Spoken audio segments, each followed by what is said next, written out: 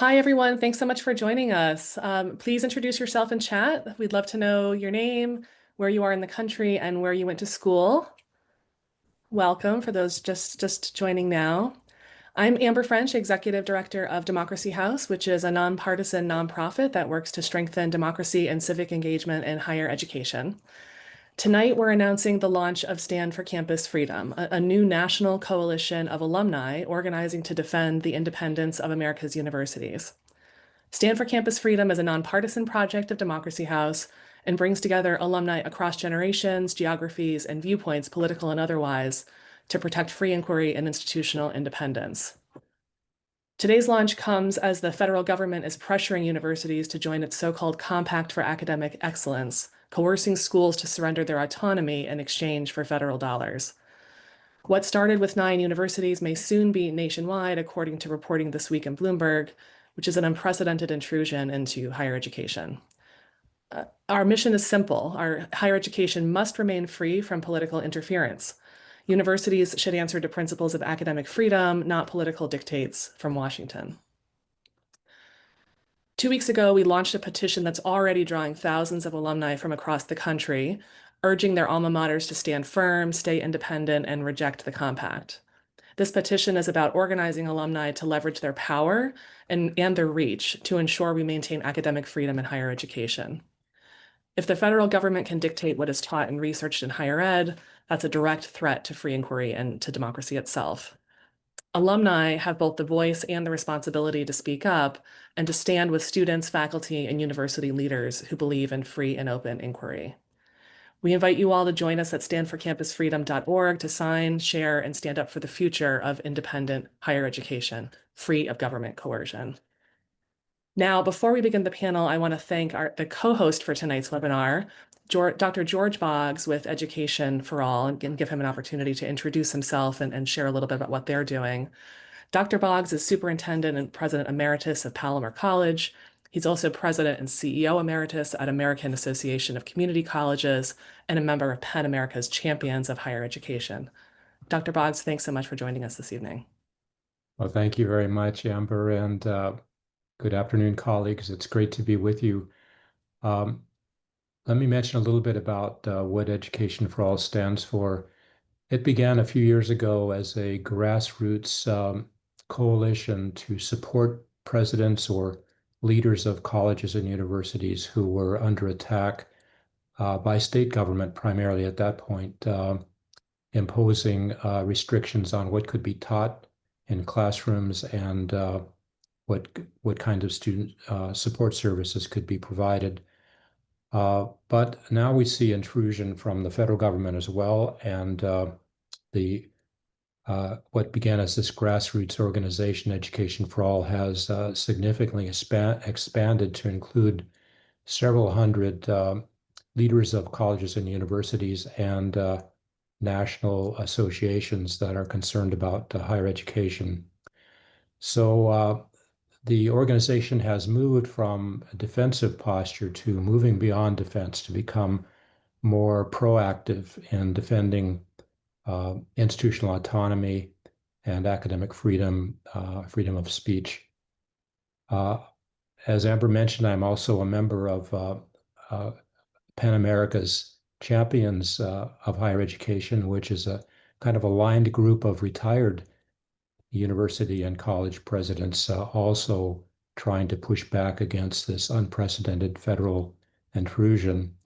So what drew me to this Education for All group, which, by the way, was founded by Dr. Mike Gavin, who's the president of Delta College in Michigan.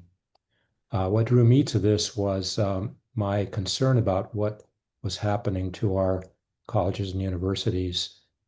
American higher education is the gold standard for higher education across the world. We know that students from other countries vie to come to our colleges and universities. And when I was at AACC in Washington, D.C., we were visited regularly by delegations from other countries who wanted to learn about our American higher education system, but they could never successfully copy us because their governments controlled their institutions. They controlled who could go to school, what age they could go to school, what the curriculum could teach or couldn't teach. So they could never copy uh, us. They assured quality by government auditors coming onto campuses where, of course, American higher education has academic freedom and peer-reviewed quality assurance. But we're seeing this same thing happening on our own country right now, trying to set us on this model that has failed other countries, government control. At the federal level, we've seen kind of a coercion by withdrawing funds that have been approved by Congress for research and student support programs, and most recently, this so-called compact, which promises access to federal funding if these institutions submit to government control. So that's what drew me to Education for All, and I'm happy that we can be a co-sponsor of today's presentation. Thank you so much, Dr. Boggs, for joining us tonight. We definitely encourage everyone to check out other events in the series Education for All is hosting this week, and I think one of my colleagues has dropped that link into chat.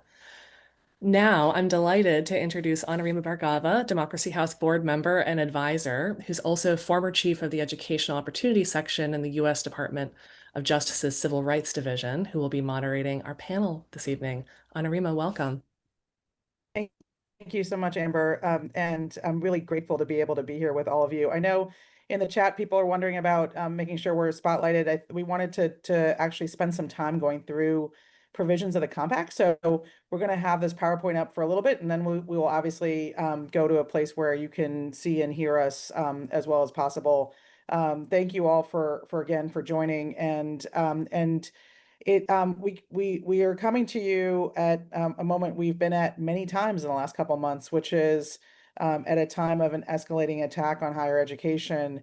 And I'm going to try and do something very quickly, which is to go through different provisions of this compact. And the compact was basically, as many of you know, something that was sent to, there were 9 colleges and universities that were invited by the administration to join a compact that would give them preferred status in federal funding and grants, and in exchange for basically handing over the keys to the castle for most of these institutions. And I'll walk through the ways in which that would happen.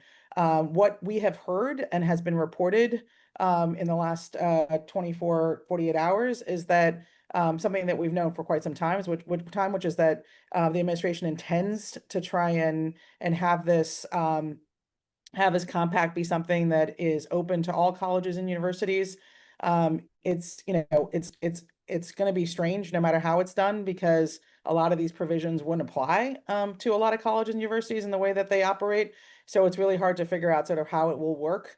But wanted to acknowledge that part of what we're doing here today is that there's been a lot of great organizing around the 9 colleges and universities who were invited to join the compact. But we expect that this will open up to many other college and universities around the country, and want to be ready to make sure that everyone rejects this compact and says no to it, given what's in it. So with that, let's turn to the first slide. And so there are 9 different sections of the compact, and I'm just going to start with what's in the introduction, which echoes what George was saying, which is American higher education is the envy of the world and represents a key strategic benefit for our nation.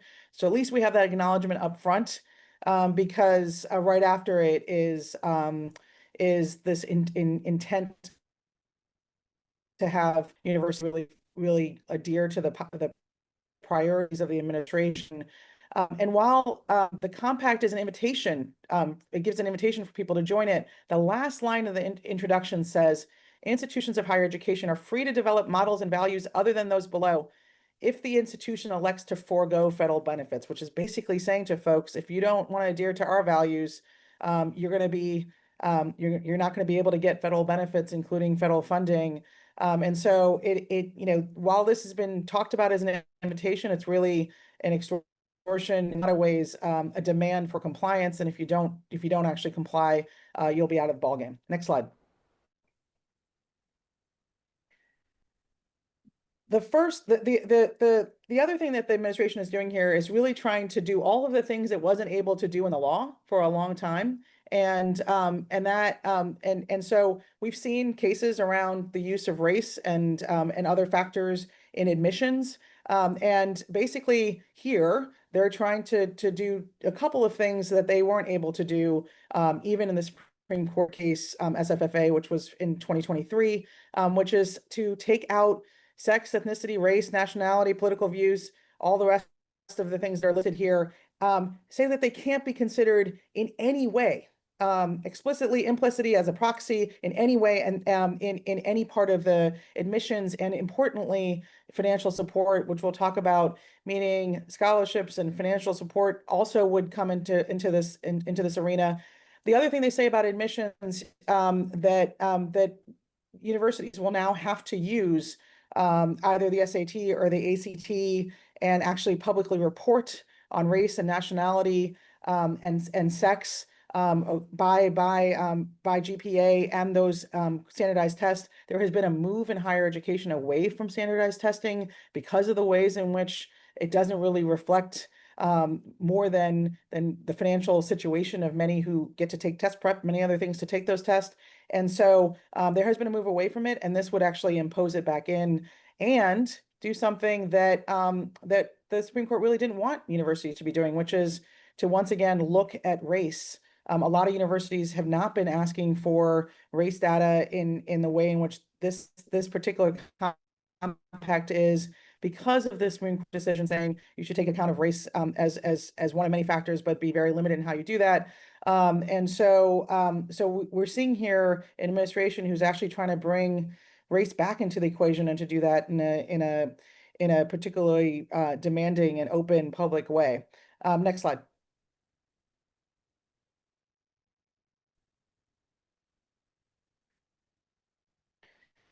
The crux of what a lot of conservatives compact is the ways in which it would essentially inject itself into any of the ideas and the viewpoints that are being expressed on campus. And so it's saying to universities that any institutional unit, and I'll just go to the end of this, that would punish, belittle, or spark violence against conservative ideas. So anything that might criticize a conservative idea, those kinds of institutional units, and that could be anything from a student group to an office. We don't know what this means. We don't even know what conservative ideas means here. If there's a concern about any kind of criticism, that universities would need to take, and colleges would need to take steps to abolish those units, which is extraordinarily dangerous, because it means, there's an incredibly powerful article by Shiva Vaidyanathan at UVA talking about the fact that, like, what might have been conservative 5 years ago is not today, and we don't really know what any of this means, and so it's anything they might not like. The second part of this, and we just skip for a moment, is any protests that are taking place on campus. And so you see here that anything that would disrupt anything on campus, class, what has been typically allowed in terms of limitations on student protest, that basically that would no longer be allowed. The university would have to take steps, including using lawful force, to try to prevent what has generally been areas where protest has been allowed. Next slide. This is also a place that in the last week we understand how dangerous this would be. Signatories shall adopt policies prohibiting incitement to violence, but also support for entities designated by the US government as terrorist organizations.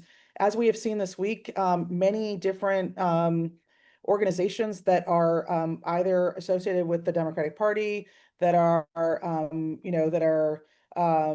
that are liberal in nature, that are organizing, the administration has indicated that its intent to try and designate those as terrorist organizations. So places like Indivisible, or even anyone who's associated with the Democratic Party at all. So that would essentially be any support for liberal organizations could be something that is prohibited on campus by students and by faculty and staff as well. Next slide.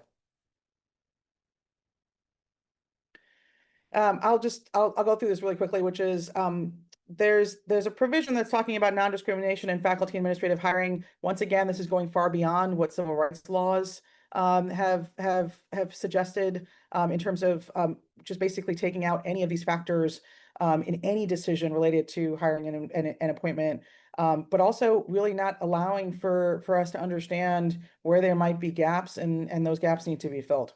Next slide.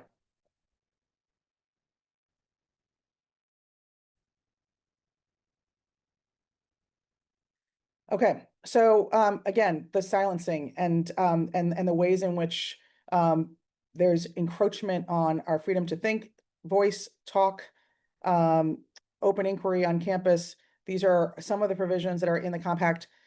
Signatories shall maintain institutional neutrality at all levels of their administration. But you know, there's some provisions in here that such as all university employees will abstain from actions or speech related to societal and political events, except in cases in which external events have a direct impact upon the university. I don't even know how, it's basically saying that you couldn't say anything about what's going on in the world unless it has a direct impact upon the university, which is just an extraordinary limitation on faculty and staff and in higher education. Next slide.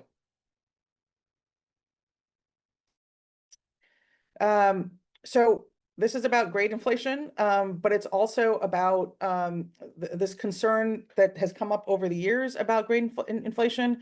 But essentially, it's a way to suggest that there's going to be an encroachment on how courses are graded, the ways in which they're evaluated, what's the ways in which you can get into curriculum and outcomes. And so, you know, next slide. I'm going to go through the rest of this really quickly.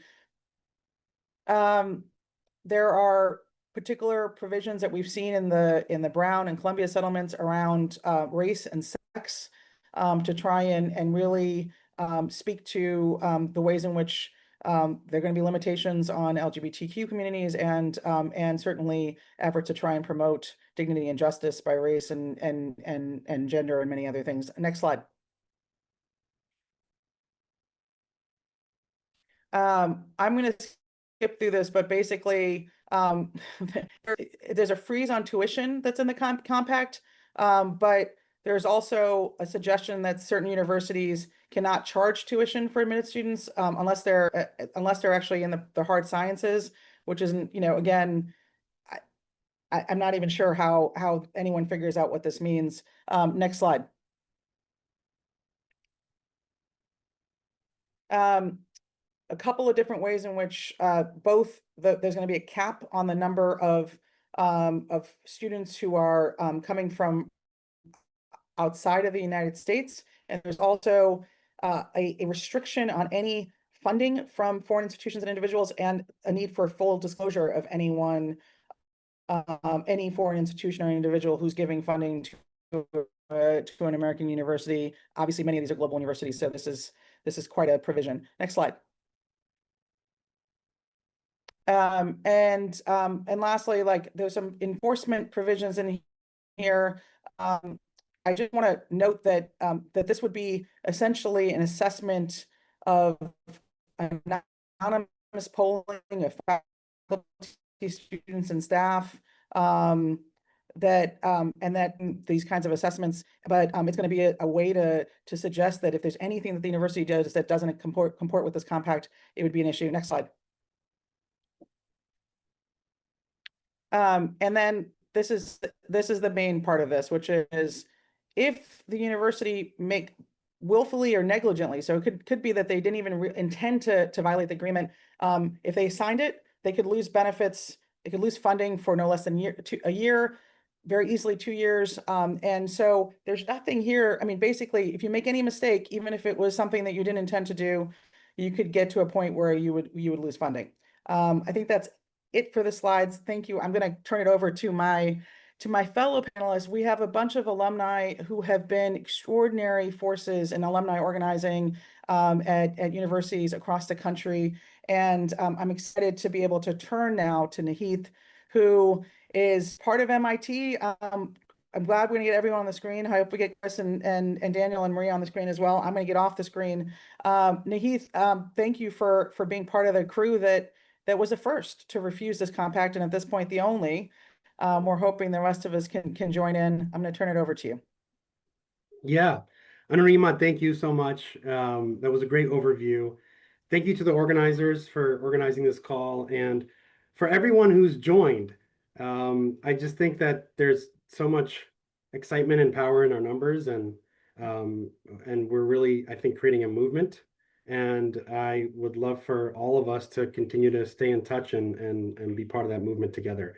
So what I would love to do is share a bit about MIT's response to the compact and the role that we played. But before I do that, I do want to share a little bit about MIT Alumni for Science and what we're doing and what we're about and how that played into this. And then once again, how we can all continue to stay in touch. So once again, my name is Nihith. I am based in Cambridge, Massachusetts, and one of the co-founders of MIT Alumni for Science. I went to Yale to undergrad. I see a lot of Yale alumni here and MIT for graduate school. And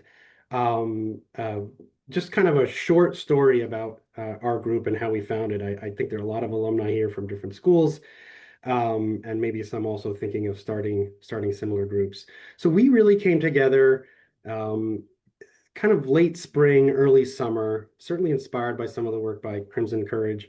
But we were learning about large-scale cuts to scientific research funding, to agencies, to kind of money's being blocked, the endowment tax, the cap on reimbursement rates. And as I interacted with, and a number of my fellow classmates interacted with each other, we were certainly alarmed at the impact to the country, to our economy, to scientists, to universities, to the future of scientific research across a range of sectors, from from defense to healthcare and so on and so forth. And we came together and we did have some conversations with folks at MIT and trying to figure out how best we could support and how be a voice. Alumni could be a voice. And so we organized a very large call at the end of June with the chair of the MIT Corporation and the treasurer there. And we had hundreds of alumni join. And really the focus was kind of outwards focus as opposed to like focusing directly on MIT. What could we as alumni do to be a voice? So we made hundreds of calls to Congress around the endowment tax at the time and the cuts to scientific research funding across the country. And one thing I do want to say is, as we came together, what was important for us is being nonpartisan. So we are a nonpartisan organization. We have folks who have all sorts of different views across the political spectrum. But the thing that kind of initially brought us together was this really, focus on research and the long history that universities have had with the federal government. As everyone read about the Vannevar Bush, kind of essay from the 1940s, and that relationship has grown and made America very strong. And so that was really the unifying factor, and continue to support that role. And once again, the role that alumni could play. Over the summer, we continued to support different activities that organizations were putting together to reach out to members of Congress and voicing concerns about cuts to scientific research funding across agencies, and supporting institutions across the country, MIT included. Of course, the compact came out, and a lot of alumni were concerned because there's this disconnect between the role of not just scientific research, but all the things that universities do, and that being disconnected from merit, but there being some sort of preference based on signing this. And that kind of fundamental disconnect is what I think caused many of us alumni to reach out to the university, support the letter that this group put together. I think the alumni at the university, heard that and certainly responded, and we were happy to see that MIT was the first to come out and respond. And just sharing some context, I'm not obviously on the inside, and I didn't make the decision. I'm part of this group. But we are in conversation with folks, and we shared our concerns and the letter that hundreds of MIT and thousands of other alumni signed. And I think, a couple of things came out of those conversations. One is, MIT is already doing a lot of the things that the letter asks for. One, in terms of tuition, focus on STEM, focus on domestic students, so on and so forth. Free expression, academic freedom being a key part of that, free expression in particular. I think, our perspective is, and our understanding is that MIT certainly felt like it has a special role in speaking up and clarifying that this funding should be linked to merit. I think that there is obviously the complexity around the oversight, from the government, and then I think third, there was kind of, as you look into it, and I think Anurima, maybe we'll touch on this later, kind of an element of how do you measure all of these kind of complex pieces together and then put the entire university at risk if one person says something that's perhaps not consistent with the goals of, or the perceived goals of the compact. And so I think it made that decision, from our understanding, straightforward. And I also think that many alumni came out and speaking, and students, over 1,000 students signed a letter to against it, along with dozens of, or a couple dozen student organizations, as I understand. And once again, large numbers of alumni reaching out through us and directly to the university.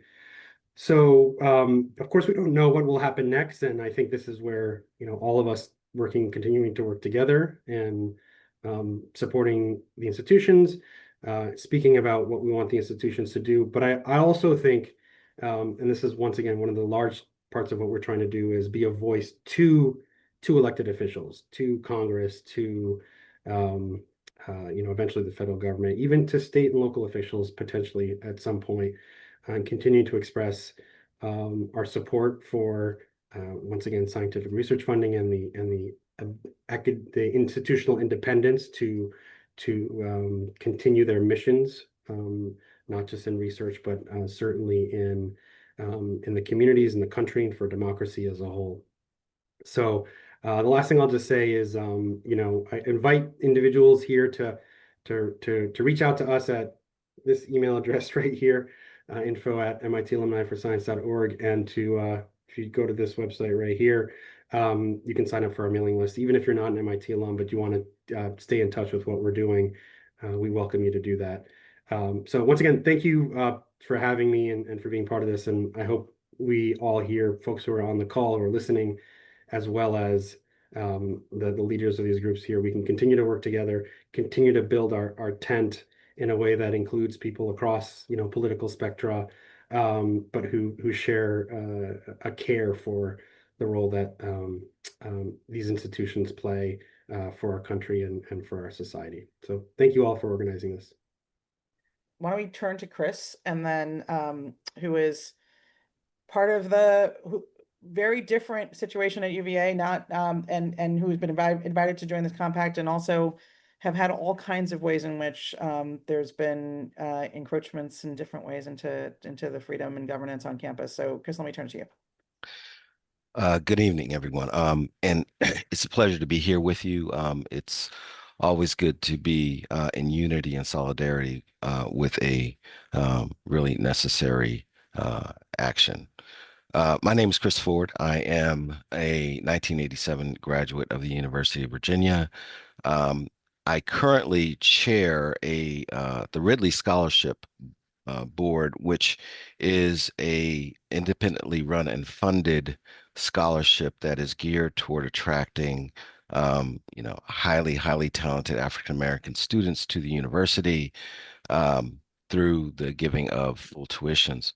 And the reason I really got involved in Wahoo's for UVA initially was because the university was being attacked in many respects by the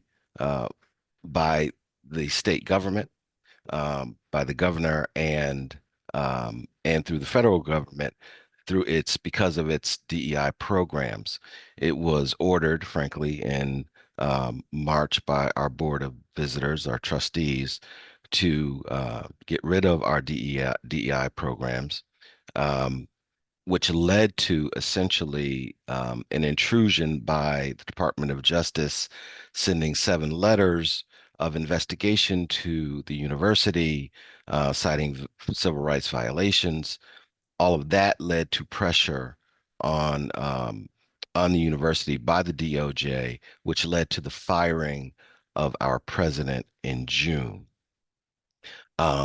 Wahoo's for UVA really was born out of a sense of this overreach by government institutions, both at the state level and at the federal level, into governing or getting into the business of the university, of trying to dictate programs, trying to dictate our academic freedom and other, you know, really high level concerns of the university.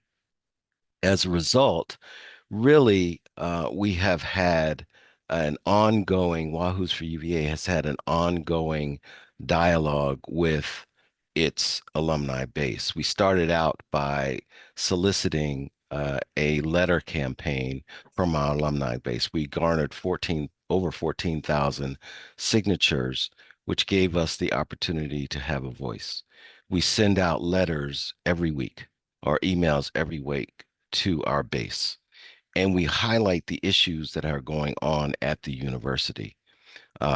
We try to expose what is going on both at our Board of Visitors, which frankly has been highly partisan due to the way that they are appointed by our governor. We try to make sure that there's transparency, both as to related to the firing of our president, as to the process by which that happened, going forward into the hiring of a new president, into a new provost. And so we are in the process of really trying to make sure that our alumni base understands what's going on. We give information every week, and we try to make sure that they have a voice. And so we have a number of letter writing campaigns where our alumni base can write letters directly to the Board of Visitors, to their state legislatures.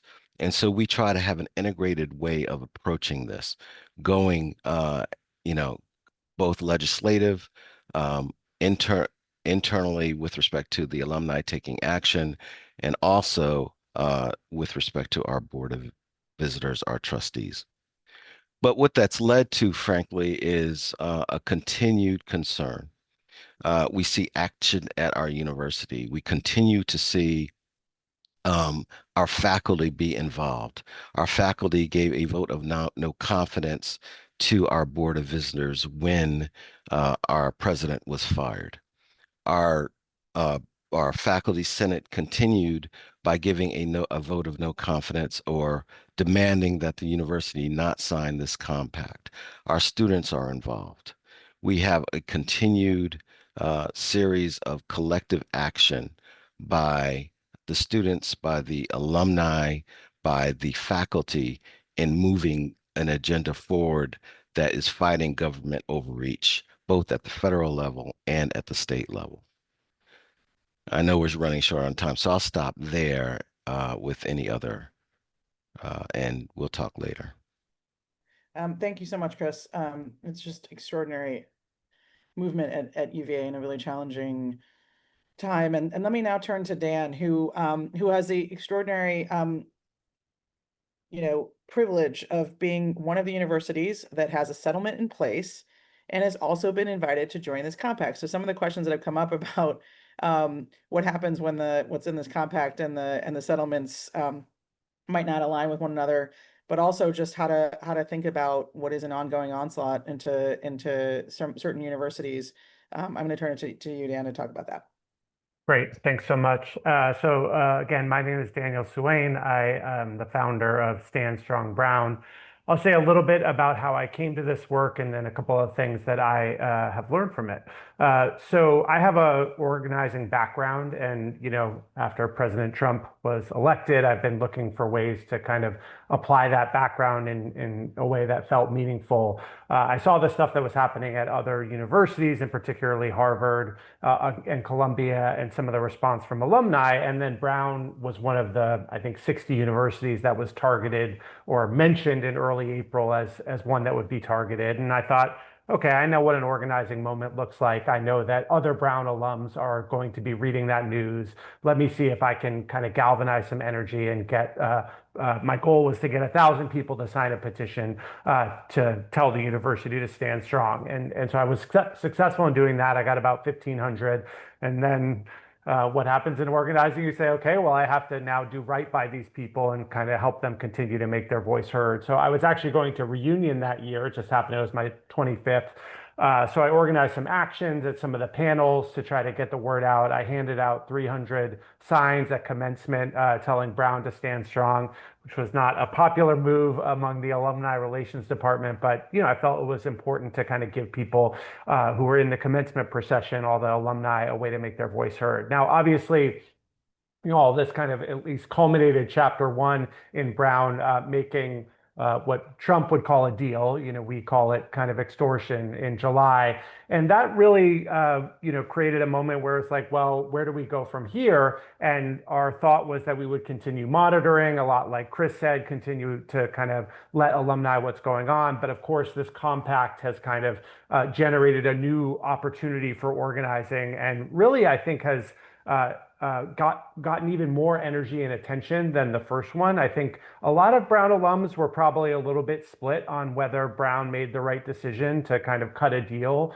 in the first round, but the compact goes so much further, as Anurima showed, and also it's voluntary. And I think it was a moment where people who maybe were sitting on the sidelines said, oh, well, really now I should make my voice heard. So we've seen that in the numbers. Our email list has doubled in the past week.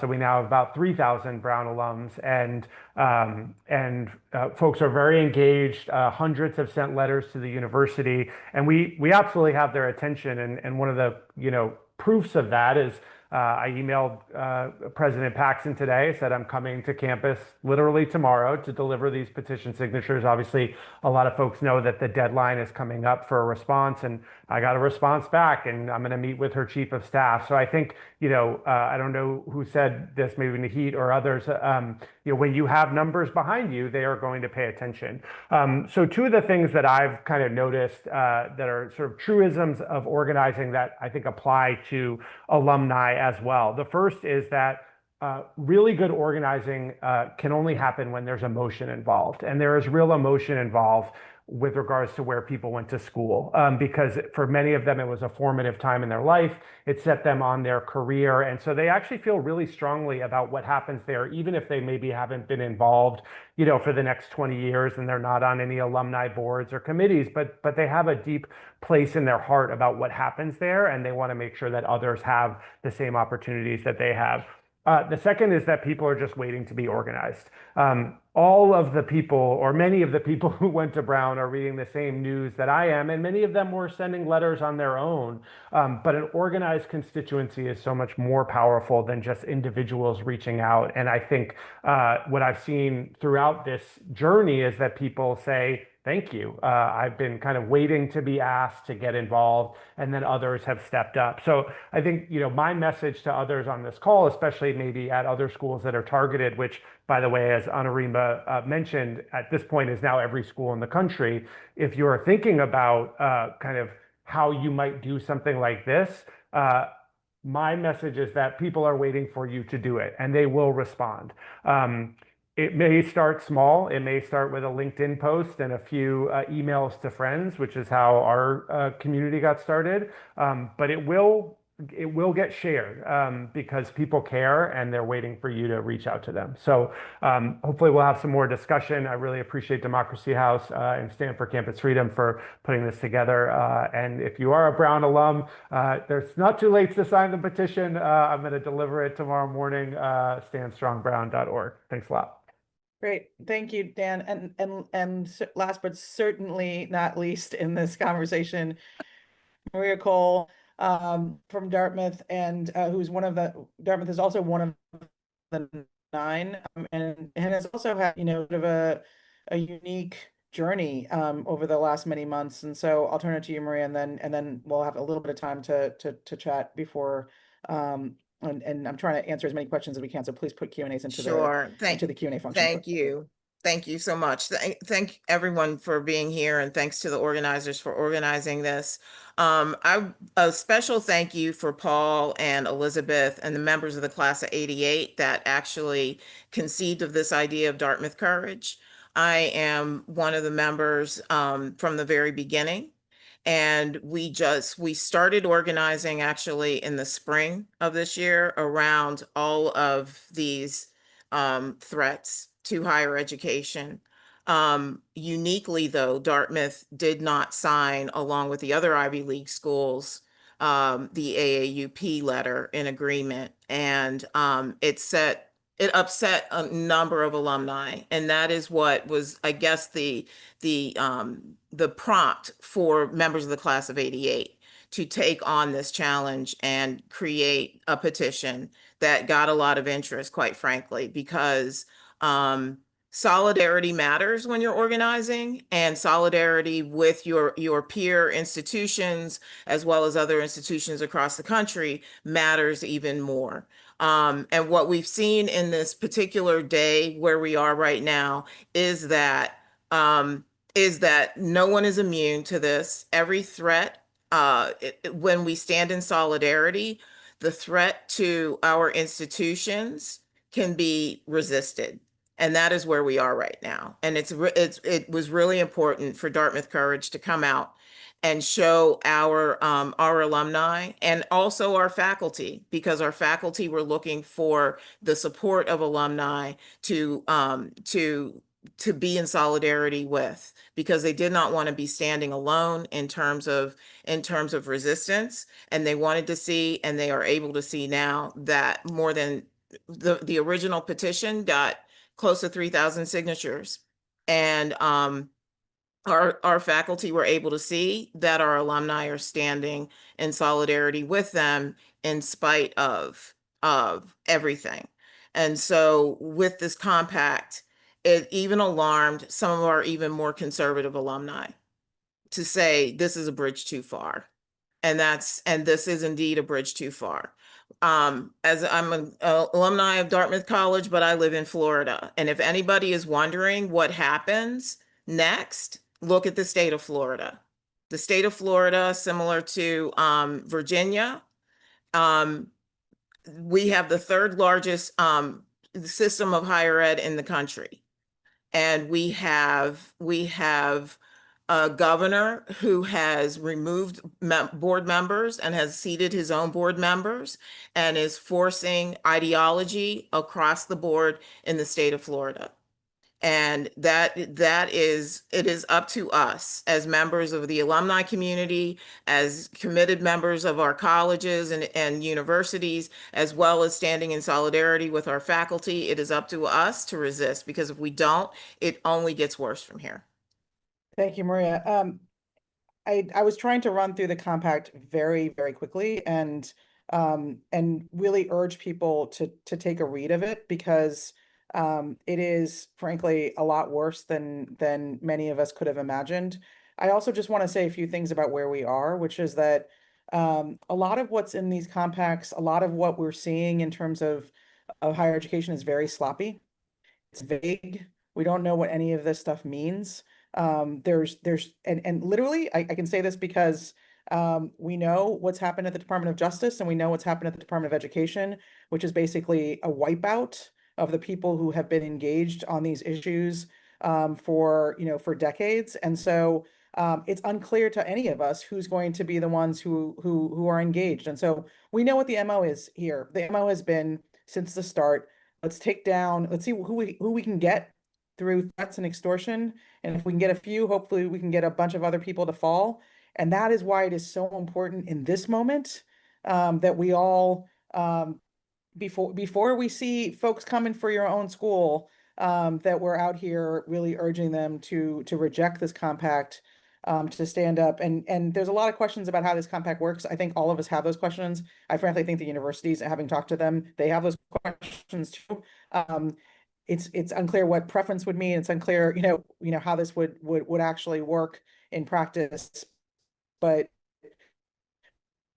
the point here is to try to get some people to take a loyalty oath to this administration, how we can think and act in the world, and how we can learn and voice and teach in the world. And if you don't do that, they're going to punish you for it. And so that's at base level what this is about, and it's about gaining all the things that they've been looking for a long time in terms of frankly, the destruction of higher education as we know it now. So I think we're trying to respond to a number of the questions that are in the chat. I do want to just suggest a few things on action items, and to open it up to everyone here. We've all spoke to some of the ways in which people have been active. I've had the honor of being part of both Harvard Crimson Courage and Columbia, the Columbia Alumni for Academic Freedom, who have been working steadily to try and really have an active role of alumni in decision making. So we're encouraging all of you to reach out to your campuses and your leadership and your governance bodies, to be as close and proximate as you can be. If you can get in there, if you can have meetings. The narrative cannot be that this is a story of billionaires engaging billionaires in what they want in higher education and imposing that will on everybody. It's a story of all of us and the importance of the mission, purpose, and values, and the service and livelihood and work that we're all doing around the country, and how important that is to not have that be destroyed. We know what the impact has already been of the cuts in federal funding to science, to medicine, to innovation, to community, and can't have that continue. So I'm gonna turn it back to all of my fellow panelists here, just to talk a little bit about what you think people can do in this moment, and certainly George, please join in as well. Let me start by saying one thing. I think we can take a lesson. We've seen this play out a little bit before, and we saw it play out with the law firms, right? In earlier in the year, where the administration came after all of the law firms and said, hey, given a loyalty oath, essentially, the law firms failed in that instance, frankly, where I think it was Eric Holder who came out and said, if the law firms would just band together, we could fight this, and you can't fire all the different law firms, but ultimately they didn't. And so a number of law firms caved, which created fear in the industry. And frankly, now we have a legal system that really doesn't want to stand up to the administration. The same is true here. If the universities decided to fight back, right, to band together and not give in, not concede, um, then then what will happen? Ultimately, you can't get rid of the system as a whole. That's why it's important that none of these institutions really cave. It is thoroughly important that we remain strong and together and in solidarity. I think that's a great point, Chris, and thank you for what all of you are doing. It's really great work. I just have two requests. One is if you could help us with voting registration and voting campaign. Make sure your alumni are registered to vote, and if you can reach out to current students, that would be good. The second request is you undoubtedly have some alumni who are business leaders, very successful and maybe influential business leaders. We need to join with our colleagues in business and industry to push back against this government overreach. So if you can think about some of your alumni who are in that category, please let us know so we can form those alliances. I'd like to add another category. We have a lot of alumni who are elected to office. right? We have a lot of our alumni that are in Congress. We have a lot of our alumni who are governors. We have a lot of our alumni who are elected to office. And it's really, really important that they understand their commitment, not just to the institution, their alma mater, but this is a constitutional issue as well. The other thing I would like to mention, though, too, is that there's a practical issue here with respect to our institutions and the research that is done in those institutions. It's for the public good. And you just can't turn that off and the infrastructure goes away and expect the public good to be maintained. It just can't. The partnership that the government has with all of our institutions with respect to research and things like that, that's infrastructure of decades and decades and decades that has been put together for the benefit of our community, our society. And it just can't be replicated in a mere matter of months to most favored institution status. It just doesn't work that way. Dan and Heath, any other thoughts as you are navigating this going forward? And there's a lot of questions. And let me just say one more thing. There's a lot of possibilities around legal challenges. There are many people working on the possibilities around legal challenges and how to have that done. Obviously, where this is right now is that this compact was sent to the 9 universities. They are to send thoughts back on the compact by next week, or basically the end of this week, into next week. And so it's not yet in a position where some of those legal challenges are in a place to be filed, but certainly as this unfolds, we'll see how that works. And so I appreciate all the questions about that.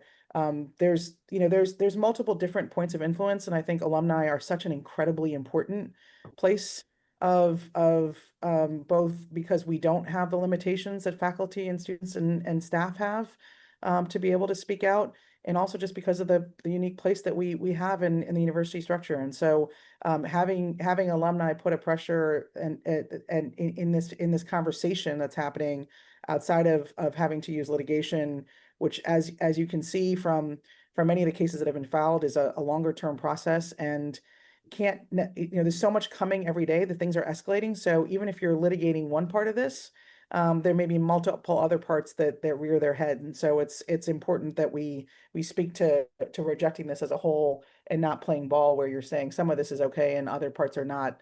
None of this is okay. The tactics are not okay, and the ways in which that's being enforced, which is the federal government is coming after universities without any basis, without any findings, without having done any of the work to demonstrate how this is helping anything or fixing anything, under the pretext of multiple things, including anti-Semitism. And so, in that context, it's unclear what anyone would do to comply other than, essentially letting them take over your university.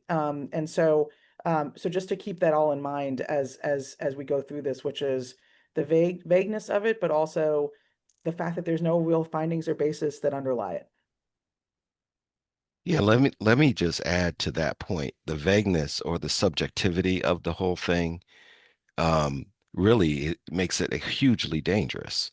Because if the standards by which you're supposed to live or guide yourself are unclear, then the standards by which you are judged as being successfully or negligent with respect to that are also unclear, which means essentially that, the the government can come in and say, we don't like anything that you did, right? And force this whip over you. It is subjugation in the worst way. So I just wanted to chime in on this question of, universities banding together, and, I have a little bit of a different take on it. Obviously, that would be great, just like it would be great if the law firms did. But I'll be honest, there will not be tomorrow suddenly 100 universities who decide we are going to collectively reject the compact.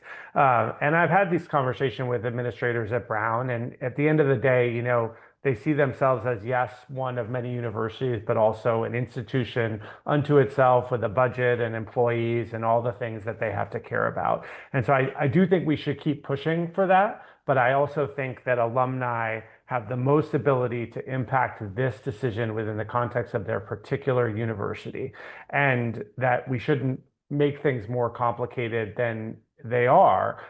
There are people at the universities right now considering these decisions, and the question is, are they going to feel that they will have an enormous blowback from alumni if they take this compact or other deals or not? And the only way they will get that message is if there is a large number of alumni organized who are making phone calls, sending in letters, showing up on campus, and so forth. And I don't think that that on its own will, you know, necessarily win the day always. But that combined with faculty pushback and student pushback and the motivation of seeing others like MIT and, you know, as some schools start to say no, and they will, that can start to breed some positive momentum. So maybe at that point, you know, 6 months from now, we get a true movement of collective universities. But right now, the game is, can we change the decision-making framework within the context of specific universities? And I just think alumni have the ability to do that in some way. And so that's what is really motivating me. I'll just add one thing to that, which is I think that's, I mean, I think that's right and true, 100%. I think one other, you know, leverage point is what Maria was talking about in terms of elected officials, like, for example, Representative Tom Massey, who's a Republican, you know, came out against the compact. You know, he's also an MIT alum, but you know, I think that to the extent that each of us live in areas that are represented by, you know, people, whether it's Democrat, Republican, or somebody else, there is an influence point there too, because once again, to some extent, universities are recipients of this, right? So we have a role to ask our universities to stand up or demand, certainly in many cases. And I think, you know, there's a communication I think that needs to go in that direction too, and be happening more broadly. And I don't exactly know what the answer is. I mean, if something's being debated on Capitol Hill, then there's clarity around what you can do as an individual to call. In these type of cases, I think it's a little bit less clear, but I think to Maria's point, it's a part of it. I also think the second point is, you know, social media and the movements around this. And I don't think we've kind of collectively figured that out. And I'm personally not a social media expert, so I don't know how to do that. But I do think there's an element of that over time, creating more broad participation and understanding and agreement. Just as somebody posted here, I think, you know, all universities or many others are going to be invited to participate in this. So there's that kind of broader movement, which I don't have the answer to, but I think is part of it as well. I know that we are running out of time, and I know that we're actually, I mean, we're over time, but I know that there are a lot of questions that have come in through the Q&A. We're trying to respond to them, or I know a number of us have been trying to respond to them in writing, and maybe we can try and address some of them in conversation. And if people literally need to go, please feel free to do so. We want to try and get to as much of this as we can. Maybe what I'll say is we engage on some of the Q&A for the next 10 minutes and then wrap around 6:15 if that works for folks. And so there again, there's questions that have come up in the Q&A around challenges. There's legal challenges. What are the other ways in which there can be collective action taking place? I think, you know, I think the engagement to not only say, like, what can you do, you know, to encourage people to your schools to reject the compact, but also encourage your schools to do what Dan, I agree with Dan that it's not going to be tomorrow that we see universities collectively standing up together. But I think if we can, as alumni, collectively stand up together in different ways, and that's part of the reason for this call, and speak to this being a concern that crosses higher education, whether public, whether private, whether independent, whether community colleges, whether in every community that we have. I think it's a really important time for us to try and speak in those ways as well. And so and in doing so, encourage our schools to engage similarly. And then in the same way, conversations about our attorney generals joining together, where there can be class actions on the First Amendment. I would encourage many of you all of you to look at the Harvard decision that came out from Judge Burroughs, which is really speaking to the fact that universities can stand up to this administration, and that is protected by the First Amendment. The fight, the refusal to submit to this kind of coercion is protected by the First Amendment, and we need to really think about that. And faculty have a recognized legal stake in that. And so just a couple of different ways in which trying to just respond to some of what's already in the Q&A. I don't know if others have thoughts on what's in the Q&A. Dan, I know you've been also responding in writing as quickly as we can. Dan, I wonder if you could speak to, there's some questions about what in particular Jewish alums can do. I think, you know, I was just responding to that. I think it's an incredibly important voice right now. And also to try and pierce through the pretext, which is that anti-Semitism, this is not a way to actually effectively tackle anti-Semitism. Instead, it's a way for the administration to use that to advance a very dangerous and much broader agenda around higher education. So I don't know if there's anything, you know, you want to add to that. Yeah, it's tricky. And you know, interestingly, one of the places I do think that the administration has really been successful in chilling is campus student protests around, you know, Israel, Gaza. And obviously there are a lot of opinions. It's an incredibly complicated situation. But that energy was enormous, you know, last year and is almost non-existent this year. I will say the positive of that, at least from my own perspective in doing this organizing, and I am, you know, I am Jewish and I have to reckon with, you know, some of the stuff that's going on, is that it actually takes the focus away from those incredibly hot button issues, which are incredibly divisive, even for, you know, any alumni community. And it puts it in an area where I think it's less divisive for a lot of people, which is authoritarian overreach and autonomy of the universities. So I've chosen to not focus, you know, a great deal of our organizing around, for example, you know, protest and you know what students had been talking about, not because I don't care about it. I think the students should be open, you know, available to say whatever that they want. But I think the thing that unites more people is that universities should not tell, or sorry, the federal government should not tell universities what to teach or what people can say, regardless of what we're talking about. So that's how I've handled that issue. Others may be handling it in a different way. Great.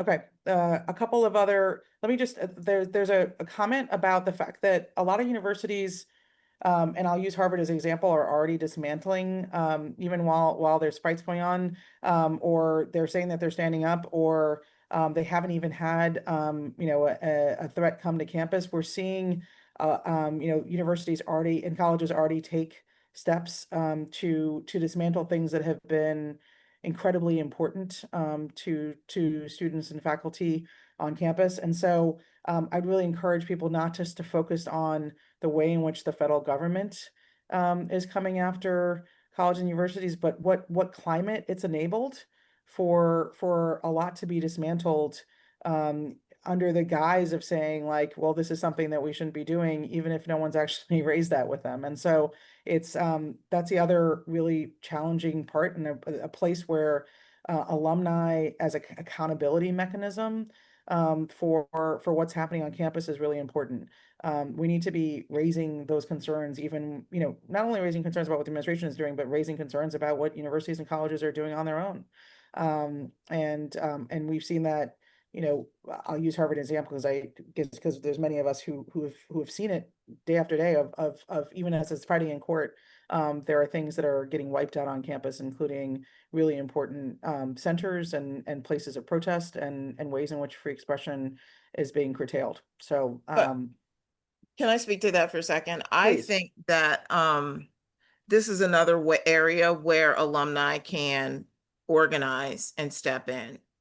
And one of those ways is to organize fundraising efforts for restricted funds to only be devoted to those things that you would like to see maintained, right? Do not, if you want to have a scholarship fund, organize outside of the college or the institution and donate those dollars deliberately in restricted funds to that particular initiative. That you as alumni, a collective group, want to support this particular initiative rather and be organized and deliberate about it. That is another way in which alumni can organize and support initiatives that they feel are important, that were important in their college life, and that enhance their college experience. Yeah, Maria, I couldn't agree with you more. As I mentioned to you, we do that's exactly what we do with our Ridley Scholarship. It is independently funded and it's targeted funds that go for a specific purpose, and it allows us to continue to educate. We have 19 students on grounds right now, on campus. I'm sorry, that we fund, and I think it's important to realize that alumni have a voice in all of that. Not only do they have a voice, but they have a voice to be able to deal directly with the students, right? There are things that the university may not be able to do, but alumni can do it. And I think it's important for us to realize that there's power. There's also power in the dollar. Let's be honest, right? We all are here at prestigious universities that have huge endowments, and our alumni give a lot of money. And so part of the concern that has been voiced is what will happen to donors' money, right? And donations at these institutions if they in fact sign on to the compact. And that's a real threat. And I would wonder, and I frankly have to believe that all the administrations of these universities are thinking about that as well.